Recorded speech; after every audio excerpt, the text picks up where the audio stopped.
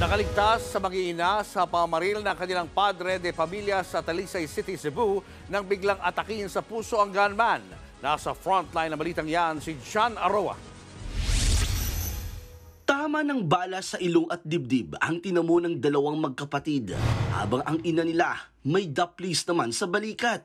Biktima sila ng kanilang namaril na padre de pamilya sa loob mismo ng kanilang bahay sa Talisay City, Cebu kahapon. Nakaligtas ang mag-ina nang biglang atakihin sa puso ang gunman. Namatay siya. Base sa investigasyon, nag-aalmusal ang pamilya nang bigla na lang pagbabarili ng suspect ang kanyang asawa at mga anak. Good siya. Tragic. And then, traumatic siya sa amo, especially sa ako, sa akong sister. Unta, wani ani nabuhat. Nasuryahan na unta na mo. Ayon sa pamilya, nagbago ang ugali ng kanilang padre de pamilya matapos itong tumigil sa pagtatrabaho bilang seaman.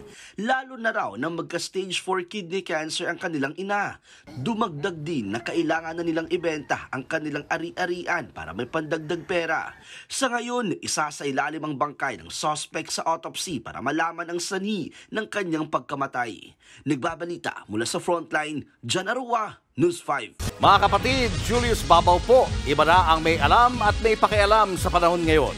Para sa frontline ng mga balita, mag-follow at mag-subscribe sa social media pages ng News 5.